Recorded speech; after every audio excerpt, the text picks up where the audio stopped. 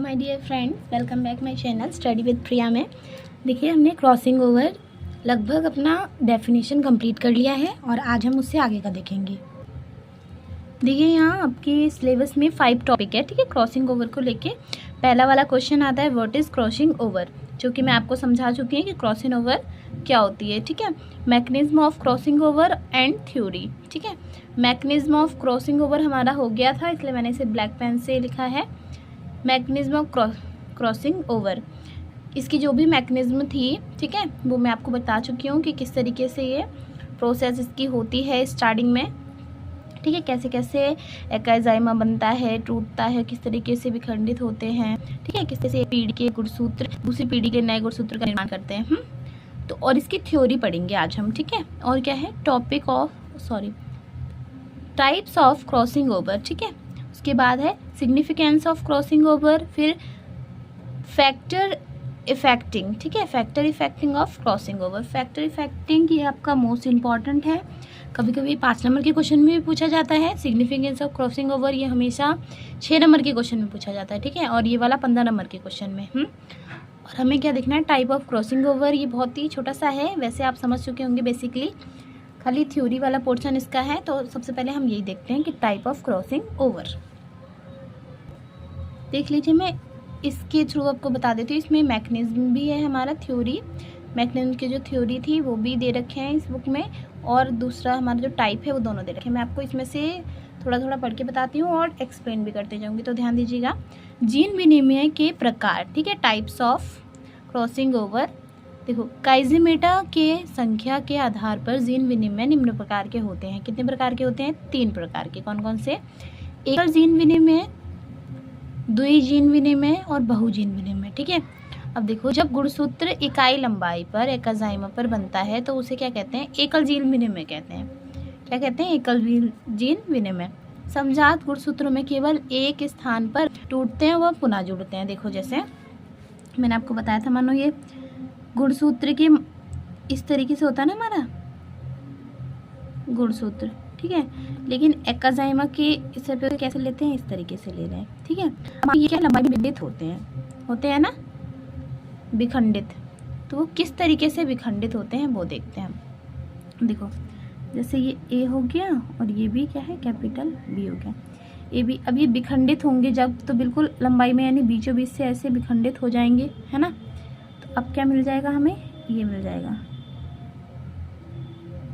ठीक है, इस तरीके से मिल जाएंगे। तो ये दोनों जब क्रॉसिंग करेंगे तो एक ही स्थान पर टूटेंगे और एक ही स्थान पर जुड़ेंगे। तो इस तरीके को क्या कहते हैं? एकल जीन विनिमय, ठीक है, सिंगल क्रॉसिंग ओवर। और दूसरे देखिए, द्विजीन विनिमय, इसमें भी वही बात है। एकाजाइमा बनाते हैं, 2 एकाजाइमा बनाते हैं, उसमें एक बना रहे थे और इसमें कितने? 2 एकाजाइमा बनाएंगे, 2 स्थानों से टूटेंगे और 2 ही स्थानों से जुड़ जाएंगे, ठीक है। और देखिए, बहुजीन विनिमय, गुणसूत्रों की लंबाई पर 2 से अधिक एकाजाइमा बनते हैं, देखिए, तब इसे क्या कहेंगे? बहुजीन विनिमय कहते हैं।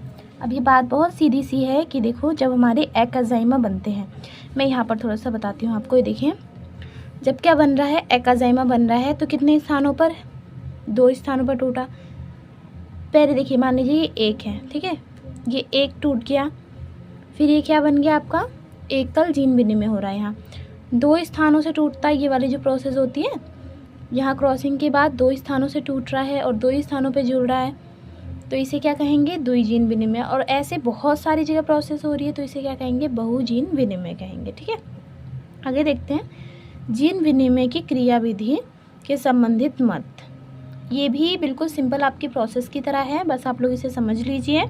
और फॉर्मेट के साथ आज मैं लेके आई हूँ, तो आई होप सो कि आपको अच्छा समझ में आएगा। देखिए, जीन विनिमय की क्रियाविधि से संबंधित कितने मत दे रखे हैं वो आज हम देख लेते हैं। सबसे पहले आपका दे के रखा है कॉपी चॉइस सिद्धांत, ठीक है। कॉपी चॉइस सिद्धांत क्या है? देखिए, इस मत का प्रतिपादन सन 1931 से 1933 में किसने किया था? बेलिंग ने किया था। इसके अनुसार अर्धसूत्रीय विभाजन में डीएनए के रिप्लिकेशन से क्रोमोसोम की संख्या दुगनी हो जाती है, ठीक है।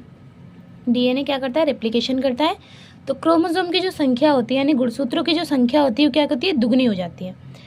इस दुगुणन के समय क्रोमेटिड्स के नए प्रतिरूप बनते हैं और तभी इन क्रोमोटिड्स के कुछ भाग अन्य समजात क्रोमोसोम से मिलकर जीन विनिमय करते हैं। देखो ये क्या समझाना चाह रहा है कि जब क्या होता है, रेप्लिकेशन होता है। देखिए गुणसूत्र हैं, यानी जब नई कोशिका बनती है या ठीक है या नई चीज़ बनती है तब क्या होता है, देखो गुणसूत्र का रिप्लिकेशन। ये सिंगल है गुणसूत्र आपका और ये क्या हो जाएगा इस तरीके से, ठीक है, डबल हो जाएगा। अब इसी में क्या होता है, कुछ यहाँ पर यहाँ जीन लगे होंगे तो वो जीन आपस में क्या करते हैं, रिप्लिकेट करते हैं, यानी एक दूसरे के साथ विनिमय की प्रोसेस को कंप्लीट करते हैं, क्रॉसिंग ओवर की कंप्लीट करते हैं, ठीक है। और उसके बाद क्या बन जाता है, हमारा नया क्रोमोसोम तैयार हो जाता है। ठीक, ये बात इसमें बताई गई है, तो ये तो आप लोग अच्छे से समझ गए होंगे। दूसरा देखिए, टूटना एवं विनिमय सिद्धांत, ठीक है, यानी ब्रेक एंड एक्सचेंज थ्योरी। ठीक, यानी पहले टूट रहा है और फिर क्या कर रहा है, अदल बदल कर रहा है। ठीक है, इसमें वही है। इस सिद्धांत को किसने अधिकांश स्वीकार किया गया है। देखो इस वाली प्रोसेस को हम जानते हैं, बट सबसे ज़्यादा किसको मानते हैं, ये दूसरा वाला ब्रेक एंड एक्सचेंज थ्योरी को। इसके अनुसार चतुस्क, ठीक है, चतुस्क की नॉट सिस्टर क्रोमोटिड जीन विनिमय के समय टूट जाती है, जिससे टूटे हुए क्रोमोटिड खंडों में बदल जाती है। नॉन सिस्ट क्रोमोटिड के संख्या के मध्य हो जाती है। स्टर्नोन-हॉटा के अनुसार इस प्रक्रिया को एंडोन्यूक्लिएज एवं लाइगेज एंजाइम द्वारा पूर्ण होती है, लेकिन जीन विनिमय के समय क्रोमोटिड के टूटने के तरीके एवं समय के बारे में बहुत मतभेद हैं तथा कुछ मत इसमें देके रखे हैं। ठीक है, देखो क्या बता रहा है ये जो हमारी ये दूसरी वाली टूटना और विनिमय का जो सिद्धांत है, ये क्या बताता है। देखो यहाँ पर ये क्या है, क्रॉसिंग हो रही है। ठीक है, तो ये बता रहा है कि इसके आपस की जो ये नॉट होती है ना, ये जो गुणसूत्र होता है, देखो इस तरीके से, ये क्या है आपका गुणसूत्र है। तो यहाँ पर समझो ये नॉट से ही जुड़ा हुआ है, तो ये बता रहा है ये नॉट ही क्या होता है, हट जाता है और सारे अलग हो जाते हैं। फिर जब ये दोबारा एक साथ मिलते हैं तो ये इनके गुण अलग हो जाते हैं। ठीक है, चेंज होके बिल्कुल नया बन जाता है। इस तरीके से होता है क्या, हमारी जो क्रॉसिंग है इस तरीके से होती है, ये इसमें बता रहे हैं दूसरे वाला जो हमारा थ्योरी है इसके अंदर। ठीक है, ब्रेक एंड एक्सचेंज में। अब इसके थ्योरी के भी कुछ आपको रूल देख के रखे हैं, वो मैं बता रही हूँ। देखो जैसे इसमें देख के रखा है, क्या है, सेरेबॉक्स के समर्थन के मत के अनुसार क्या है, क्रोमोटिड पहले स्पर्श करते हैं। ठीक है, दो क्रोमोटिड, ये देखो जैसे मान लो ये दोनों पहले क्या करेंगे, स्पर्श करेंगे एक दूसरे को, और उसके बाद क्या करते हैं, क्रॉस करते हैं। ठीक है, और फिर इस क्रॉस के स्थान पर टूट जाते हैं। इसके बाद क्रोमोटिड खंड का विनिमय जुड़कर नया संयोग बनाते हैं। देखो ये वाली प्रोसेस कह रहे हैं, पहले क्या किया, इन दोनों ने आपस में स्पर्श किया एक दूसरे को। ठीक है, फिर क्या हो गई, यहाँ से यहाँ तक क्रॉसिंग हो गई। अब ये क्रॉसिंग के ही जगह से क्या हुए, ब्रेक हो गए, टूट गए। फिर क्या हुआ, ए के साथ, कैपिटल ए के साथ स्मॉल भी आ गया, है ना, टूट कर क्या हुआ, जुड़ गए आपस में। पहले टूट गए फिर जुड़ गए। ठीक, यानी एक्सचेंज हो गया। पहले क्या हुआ, ब्रेक हुआ, अब क्या हुआ, एक्सचेंज हो गया। और कैपिटल ए के साथ, सॉरी स्मॉल ए के साथ कैपिटल बी आ गया। तो यही वाला हमारा सिद्धांत किसने दिया था, देखो सेरेबॉक्स ने। ठीक, और जुड़ के क्या बन जाते हैं, नए संयोग बन जाते हैं, यानी न्यू कॉम्बिनेशन बन जाते हैं। समझ में आ गया ये वाला टॉपिक। देखो इसके बाद दूसरा क्या बता रहे हैं कि मूलर के टूटना मत के अनुसार दोनों क्रोमोटिड्स काइज़मा और क्रॉसिंग ओवर से पूर्व टूट जाते हैं और बाद में विनिमय द्वारा जुड़ जाते हैं। इसमें क्या बताया, जो मूलर ने क्या बताया है, देखो मूलर्स ने बताया कि क्या होता है, वो उस तरीके से क्रॉसिंग नहीं होती, बिल्कुल अलग होती है। कि सबसे पहले क्या होते हैं, चारों ये जो गुणसूत्र है हमारे, ठीक है, इस तरीके से इसके जो क्रोमोटिड होते हैं सब आपस में जुड़े होते हैं, और ये क्या होते हैं, ब्रेक हो जाते हैं, बीच में से अलग हो जाते हैं। ठीक, और उसके बाद क्या होता है, जो बीच में से अलग हो जाते हैं और ये दोबारा जुड़ते हैं। देखो ये है ए बी सी डी, ठीक, ये हमारे गुणसूत्र हो गए। इसे इस तरीके से समझ लो, जैसे ये नॉट है, अब क्या होगा, ये नॉट हट जाएगा यहाँ से और ये सारे इस तरीके से बीच से ब्रेक हो जाएंगे इस तरीके से। ठीक है, तो क्या होगा इसमें, ये जो नया गुण बन गया, पहले मान लो ये वाला इसके साथ रहा होगा और ये वाला इसके साथ रहा होगा, अब टूट के ये दोनों अलग हो गए और ये दोनों अलग हो गए। ठीक, ये किसने दिया, हमारा मूलर ने अपना मत दिया है। अब उसके बाद देखो क्या है, ये है हमारा डार्लिंगटन। ठीक है, डार्लिंगटन के स्ट्रेन या ट्रांसमत, ठीक है, स्ट्रेन और ट्रांसमत क्या है देखो, के अनुसार मियोटिक की पैकेटिन अवस्था में समजात गुणसूत्र, ठीक है, क्या होता है, कुंडलित होकर रिफ्लेक्शन काइन बनाते हैं, जिससे एक बल उत्पन्न होता है और क्रोमेटिड संपर्क के स्थान से टूटकर पुनः जुड़ जाते हैं। ठीक, ये वाली जो हमारी पूछी जाती है थ्योरी, सबसे ज़्यादा पूछी जाती है, बहुत ज़्यादा इम्पोर्टेंट है। इसको मैं अच्छे से समझाऊं, देखो बेटा क्या होता है, पैकेटिन, जब कोशिका विभाजन होती है तो एक अवस्था आती है पैकेटिन, ये जब हम सेल वाला पढ़ेंगे तब मैं आपको पढ़ाऊंगी। ठीक है, इसके बाद हम जूलॉजी में जब स्टार्ट करेंगे सेल वाला तब। अब देखिए क्या है, जो ये पैकेटिंग वाली जो अवस्था है, ठीक है, उसमें क्या है, समजात गुणसूत्र। ठीक, कोशिका विभाजन के समय जो पैकेट है वो समजात गुणसूत्र क्या होता है, कुंडलित हो जाते हैं, यानी एक दूसरे से, देखो क्या होता है, उनके बीच में गुणसूत्र, पहले एक लंबी सी चेन बन जाती है, जो डीएनए है ना उसकी बहुत लंबी सी चेन बन जाती है, उसी पे गुणसूत्र, जैसे डीएनए की चेन है उसी पे गुणसूत्र से लगे रहते हैं। ठीक है, अब उसके बाद देखो क्या है, कुंडलित होकर क्या बनाते हैं, रिफ्लेक्शन काइन बनाते हैं, जिससे एक बल उत्पन्न होता है और क्रोमेटिड संपर्क में टूट जाते हैं। देखो ये बनाया है ना इन्होंने, चेन बनाई, इससे क्या हुआ, बल उत्पन्न हुआ। ठीक, और उसके बाद क्या होगा, ये बीच में से टूट जाएगा, ठीक है, ब्रेक हो जाएगा, ये दोनों एक दूसरे को क्या करेंगे, प्रतिकर्षित करने लग जाएंगे। अब आगे देखते हैं,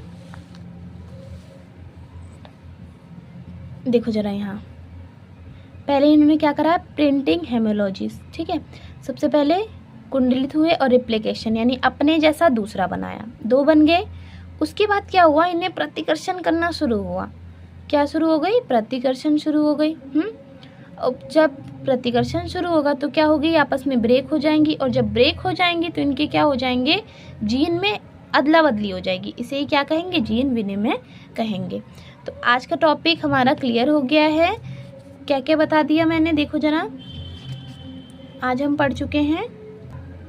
देखो बच्चों, आज हमारा फर्स्ट टॉपिक तो कल ही हमने कंप्लीट कर लिया था, सेकंड पूरा हमारा कंप्लीट हो गया एंड थर्ड कंप्लीट हो गया। ठीक है, और दो टॉपिक बचे हैं, वो भी आज हम कंप्लीट कर लेते हैं। ठीक, सिग्निफिकेंस ऑफ क्रॉसिंग ओवर और factor effective of crossing over, ये बहुत ही ईजी है, छोटे छोटे से पॉइंट है और आपको पता होने चाहिए। देखिए ये दोनों जो पॉइंट मैंने लिए थे, क्वेश्चन के थ्रू आप लोग समझ लीजिए। ठीक है, और भी मैं पॉइंट बता दूंगी साथ साथ में, बट ये मोस्ट इम्पॉर्टेंट है, पहले इनको समझ लीजिए। देखिए, क्रॉसिंग ओवर को प्रभावित करने वाले कारक, ठीक, फैक्टर इफेक्टिव्स। ठीक है, क्या है ये, factor effectives of crossing over है। अब ये सबसे ज़्यादा पूछे जाने वाले क्वेश्चन है, और ये आपने इंटर में भी पढ़ा होगा, तो जहाँ तक मैं जानती हूँ आप सभी को पता होगा, बट फिर भी यूज है रिवाइज। क्रॉसिंग ओवर को प्रभावित करने वाले कारक कौन कौन से हैं, तापक्रम बढ़ने पर एकाजाइमा बनने की आवृत्ति बढ़ जाती है। ठीक है, एकाजाइमा क्या बनता है, बहुत देर में बनने लग जाता है, आवृत्ति बढ़ जाती है। अब देखो, जीव की आयु बढ़ने पर एकाजाइमा बनने की आवृत्ति कम हो जाती है, जैसे उसकी आयु बढ़ जाएगी तो एकाजाइमा बनने की आवृत्ति क्या हो जाएगी, कम हो जाएगी, यानी वो क्या होगा, धीरे धीरे बनना शुरू होगा। अब देखो, जीन के मध्य दूरी बढ़ने पर एकाजाइमा अधिक संख्या में बनते हैं, अतः दूरी बढ़ने पर सर्वाधिक प्रभाव पड़ता है। जीन के मध्य अगर दूरी बढ़ जाएगी तो एकाजाइमा क्या होगा, अधिक संख्या में बनेंगे, है ना, और फिर क्या होगी, क्रॉसिंग क्या होगी, कम होगी। क्यों, क्योंकि जीन विनिमय में क्या बताया था हमें कि अगर जीन के बीच में दूरी होती है, ठीक है, जीन के बीच में अगर दूरी होती है तो क्या होगा, क्रॉसिंग ओवर तो संभव ही नहीं है ना। तो ये देखिए क्या है, विभिन्न प्रकार के रासायनिक पदार्थ भी एकाजाइमा निर्माण को प्रभावित करते हैं। ये हो गए हमारे प्रभावित करने वाले कारक। अब देख लेते हैं इसका महत्व क्या है। ठीक, देखिए क्रॉसिंग ओवर का महत्व क्या है।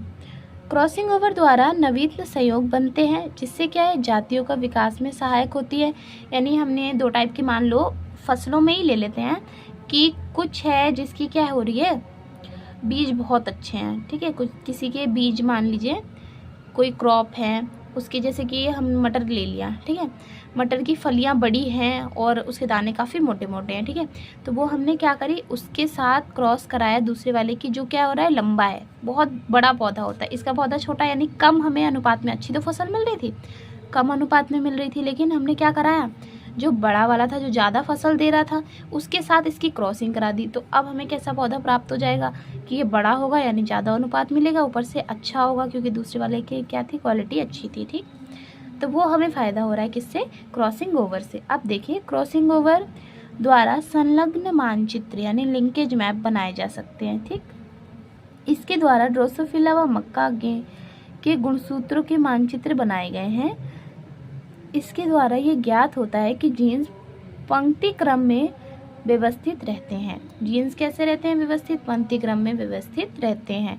अब देखो बेटा, एक चीज़ मैं आपको क्लियर कर दूं कि जो हमारी लिंकेज है, लिंकेज हमेशा नहीं होता है, ठीक है, पूर्ण या अपूर्ण तो होता है, बट लिंकेज की प्रोसेस तभी संभव होती है जब क्या एक गुणसूत्र पर 2 से अधिक जीन हो, ठीक है, 1 या 2 से, और उनके बीच की दूरी ज़्यादा हो, बीच की दूरी कम हो, ठीक है, ज़्यादा ना हो, तभी लिंकेज पॉसिबल है। लेकिन ये जो हमारा क्रॉसिंग ओवर होता है, ये सभी में होता है, ये हर किसी, क्योंकि एक पीढ़ी से दूसरी पीढ़ी, यानी ये कह लो कि जो पेरेंट्स होते हैं उनके जो बेबी में कुछ तो गुण अलग होंगे ही ना, उसका अपना डीएनए बनेगा, तो मॉम एंड डैड के डीएनए को मिक्स करके उसका एक अपना अलग डीएनए बनता है, ठीक है। तो वही चीज़ को हम क्या कह रहे हैं यहाँ, क्रॉसिंग ओवर कह रहे हैं। आज हमारा ये पूरा कंप्लीट हो गया है। आप चाहिए तो स्क्रीनशॉट ले लीजिए इसका, या फिर आप इसे नोट कर सकते हैं, जैसे भी आपको समझ में आता हो। बस मेरे साथ बने रहिए, मेरे चैनल को सब्सक्राइब कीजिए, वीडियो अच्छी लगती है तो लाइक कीजिए, और बेटा अगर वीडियो आपको अच्छी नहीं लगती तो उसे डिसलाइक कीजिए, ताकि मुझे पता चल सके कि किस तरीके से मुझे और इम्प्रूव करना है, कैसे करना चाहिए। आप अपने व्यूज़ भी दे सकते हैं। Thank you for watching my video.